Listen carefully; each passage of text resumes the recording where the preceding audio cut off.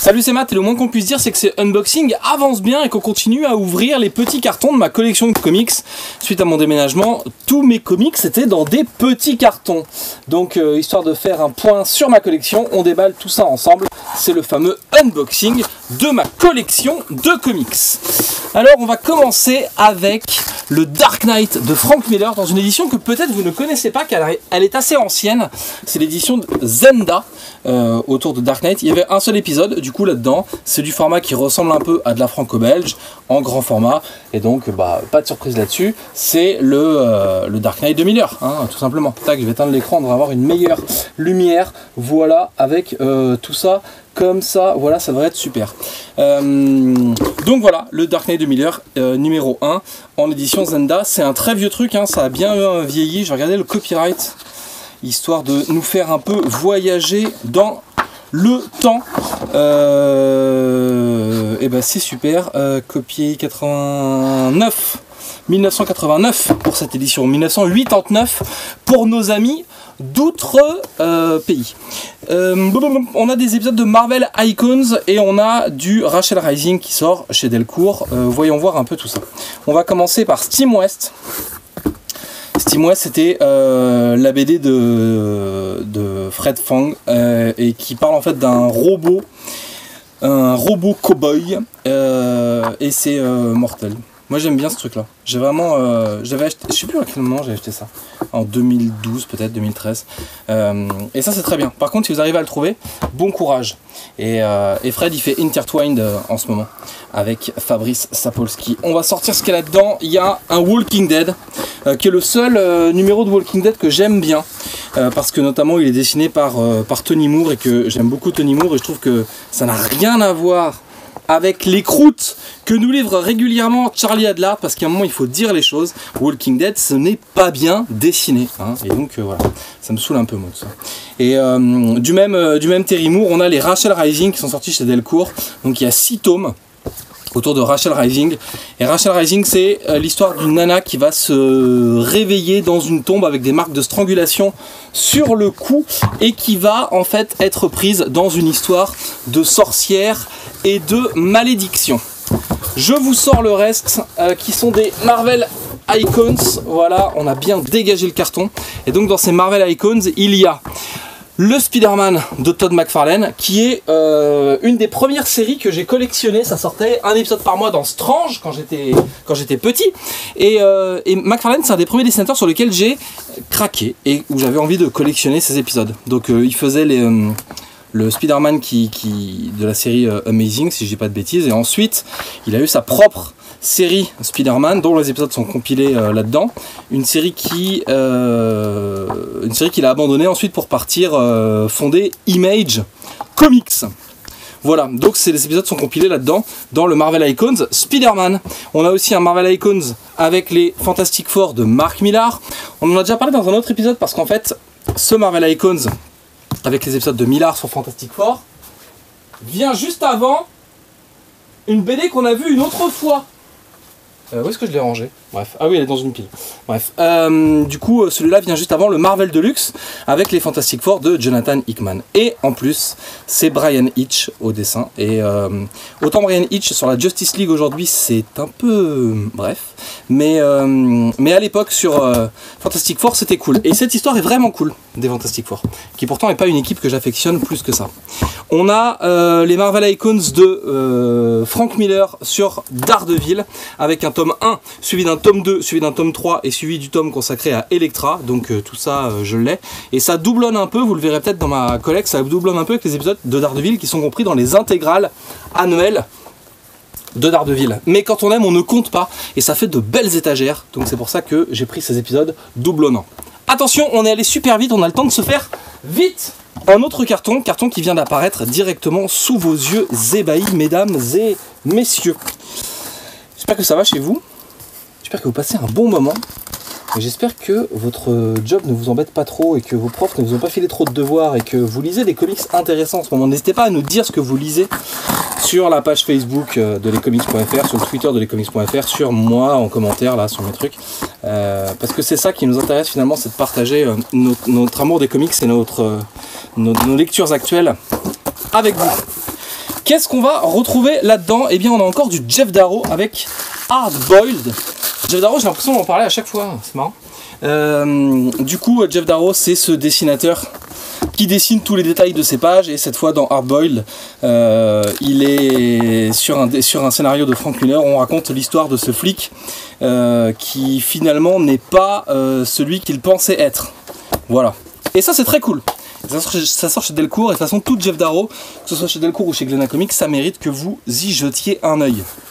Et ensuite on a des trucs principalement du Miller World. Alors on va tout de suite expédier ceux qui n'en sont pas, puisqu'on a des épisodes de Constantine scénarisés par Mike Carey dans ses éditions souples signées Panini Comics. Alors c'est ce qui sort aujourd'hui dans Mike Carey présente Hellblazer chez Urban. C'est la même chose, le même contenu, et ces épisodes forment une saga qui est assez sympa, qui tient bien la route, et si vous aimez Hellblazer, franchement ça vaut le coup de vous intéresser. Alors soit à ces tomes là en occasion, donc voilà, regardons-les un petit peu. Soit à ces tomes-là que vous trouvez chez votre libraire d'occasion, soit aux mêmes histoires dans la collection Mike Carey présente Hellblazer. Ça fait partie, voilà, des trucs sympas à lire autour de John Constantine et de la série Hellblazer.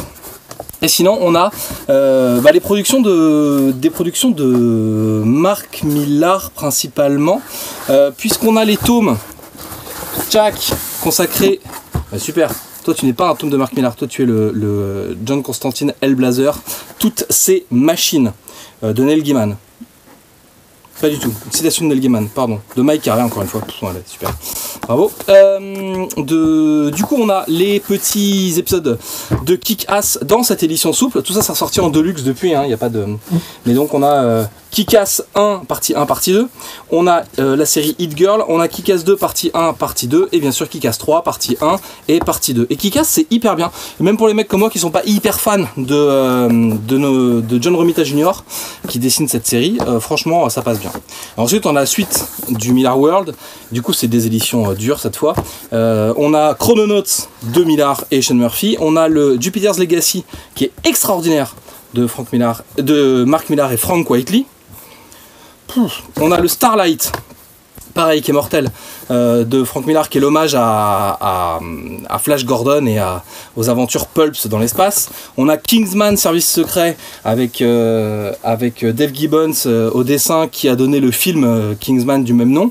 Pour le coup, je suis moins fan de la BD, que je trouve que le film est plus intéressant que la BD. Et il y a plein de trucs dans la BD qui sont pas très bien dessinés, que j'aurais aimé voir dans le film et qui y sont pas, du coup c'est un peu décevant. Il y a Super Crook, qui est une sorte de bande de super-héros qui vont faire un braquage un peu à la Ocean's 11. On a Wanted, que j'ai en édition Panini, mais qu'on va retrouver aussi dans la première édition, l'édition de Delcourt, qui est dessinée par J.J. Jones. Et autant le film Wanted est pas ouf, autant Wanted en BD c'est très bien. On a MPH qui là est très décevant, c'est juste une drogue qui donne des pouvoirs, et puis ça fait une histoire un peu pourrave derrière. On a Umpress qui est là aussi un peu classique mais dessiné par Stuart Timonen. Et puis on a en souple, alors les deux numéros consacrés à Superior. Là c'est bien, pour le coup c'est un hommage au Superman, au film Superman des années 70, et c'est dessiné par Lenil Franciscio, donc c'est cool. Et puis on a Nemesis dessiné par Steve McNiven, qui est un peu pourri mais que j'aime bien quand même, et voilà, qui est pas ouf, qui est c'est en dents de scie Mark Millar parfois.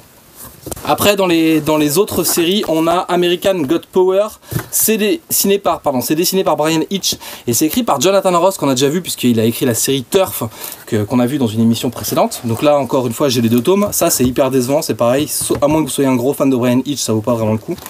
On a le Constantine, alors en souple, on a le Constantine de Andy Deagle. On a la première édition de l'Asile d'Arkham qui est ressorti chez Urban Comics, et là c'était alors c'est Reporter, je crois, ouais, c'est ça, Reporter l'édition. Donc c'est une édition souple de cette BD de Grant Morrison et Dave McKean, et au graphisme somptueux et formidable. Et puis on a un truc, encore une fois, de Mark Millar, qui est sorti chez Angle Comics, qui s'appelle The Chosen, et que peut-être vous ne connaissez pas. Et du coup, ça va suivre les aventures d'un gamin qui serait la réincarnation du Messie. en fait, et qui va devenir président des États-Unis. Et peut-être qu'il y a un twist à la fin et que vous allez être surpris. Enfin, moi je dis ça, je dis rien. On est allé hyper vite, on a le temps donc pour se taper un 3e carton, c'est exceptionnel. 3e carton, et peut-être qu'on s'en tapera un 4e parce que les vidéos longues, ça vous plaît bien des fois on dirait. Tac, j'essaie de gagner du temps aussi sur l'ouverture en faisant ça comme un sagouin. Et là on a, ah là là, non on va perdre du temps là, j'ai plein de choses à vous dire. J'ai plein de choses à vous dire sur Big Man Plan, qui est une BD d'Eric Powell, qui raconte l'histoire de ce nain qui a un gros marteau et qui va en profiter. Alors je vais d'abord regarder avant de vous montrer, histoire de ne pas faire censurer la vidéo. Bref, c'est du dessin de Eric Powell, et en fait lui, il est très vénère et vous allez comprendre pourquoi. Et la BD, c'est lui qui pète des gens. Alors là, pour l'instant, c'est pas très violent parce que c'est juste un petit coup de poing, mais il y a des plans à base de marteau où il pète des figures et c'est d'une violence assez dingue et c'est hyper bien. Le premier volume de Civil War en Marvel Deluxe. Que vous dire de plus, sinon que c'est Civil War, que c'est Marvel Deluxe. C'est évidemment écrit par Mark Millar, évidemment dessiné par Steve McNiven, et évidemment c'est cool et c'est formidable.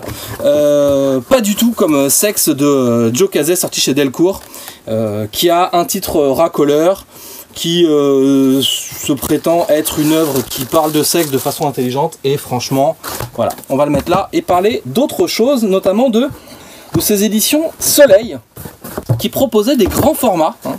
Si on prend par rapport à un comics, voilà, vous voyez que c'est un format beaucoup plus grand dans tous les sens, et du coup qui proposait des publications de titres du moment par 3 ou 4 épisodes. Donc on a par exemple le deuxième arc de The Authority et le premier arc de The Authority dans cette collection là, qui permet de profiter complètement des dessins de Brian Hitch puisque les pages sont plus grandes, hein, donc on a plus de détails.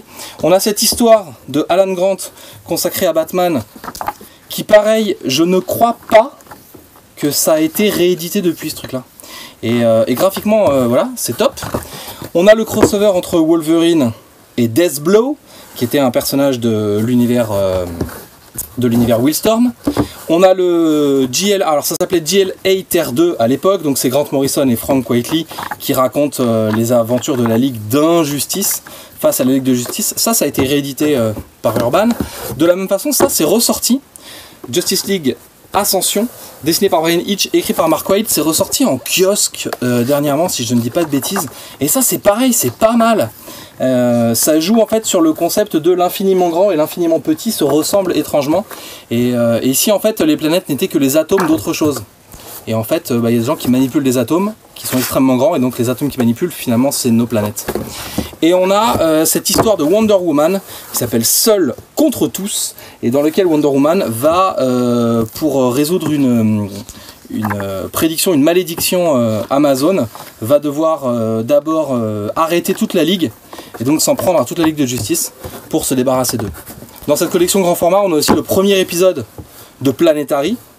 On n'aura jamais la suite de tout ça dans cette collection. Il faudra attendre d'autres collections pour avoir la suite de Planetary. Et on a les 4 épisodes du crossover Wildcats versus X-Men, qui était un crossover rigolo parce que c'était un crossover qui se passait au travers de différentes époques et avec différents styles graphiques. Celui-ci se passe au moment de la Deuxième Guerre mondiale, et donc il est dessiné par Travis Charest. Ensuite, le deuxième tome se passe plutôt, je ne sais plus quand, mais il est dessiné par Jim Lee, mais il se passe plus tard, du coup, dans une autre époque, et il mélange les univers des X-Men et l'univers de Wildcats. La troisième époque est cette fois dessinée par Adam Hughes, et là ça va pas bien du tout pour les héros. Et la 4e époque, c'est vraiment le futur post-apo, et c'est dessiné par Matt Broom, pardon, dont le nom m'avait échappé comme vous l'aurez compris, mais qui livrait des trucs assez fascinants et que je connaissais pas du tout à l'époque. D'ailleurs j'ai complètement oublié son nom. Dans cette même collection, on a plein d'autres choses. On a le Spawn Simoni, c'était le Spawn fait par des Français. Du coup c'est ça se ressemble, c'est pas la même collection, on est chez Semic là. On a le Witchblade fait par des Français. Et dans cette collection Soleil, on est de retour chez Soleil, voilà, c'était un peu le bordel. On a le Superman Tarzan de Carlos Peglia, qui est un peu le sidekick de Humberto Ramos. Et j'aimais bien Carlos Peglia, qui faisait une série qui s'appelle Cyber Six à ce moment-là, et qui avait notamment, je sais pas si on va le voir, il avait un truc pour dessiner les poils qui était assez amusant, où en fait il en faisait des sortes de barrettes sur les bras des gens. Bref, on le verra dans Cyber Six quand on le trouvera. Et on a les 2 tomes de Révélation de Paul Jenkins et Humberto Ramos. Et Révélation, c'est hyper beau, puisque c'est du dessin de Humberto Ramos, dessiné, non ancré et colorisé direct. C'est une enquête qui se passe au Vatican. Et ça m'avait un peu laissé sur ma faim en termes d'histoire. Après, graphiquement, c'est hyper beau. Voilà, et donc c'était des petites trouvailles que dans des éditions qui sont assez mal connues et qui peut-être cotent aujourd'hui. Je vais peut-être essayer du pognon, je vais regarder combien je peux vendre tout ça. C'est ça qu'il faudrait faire. Se faire de l'argent avec les comics. En tout cas, bon, on est à un quart d'heure, on va s'arrêter là. Le 4e carton, eh bien, ce sera le premier de la prochaine fois. Merci d'avoir suivi cette vidéo, merci d'avoir encore une fois été là. Merci d'avoir commenté, merci d'avoir partagé, merci d'avoir liké, merci de vous être abonné à la chaîne pour cette série de unboxing de mes vidéos de comics. Maintenant, merci de passer à la maison pour m'aider à ranger les comics dans les étagères. Moi, je vous donne rendez-vous la semaine prochaine, même chaîne, même jour, même heure, pour le prochain épisode des unboxings de ma collection de comics.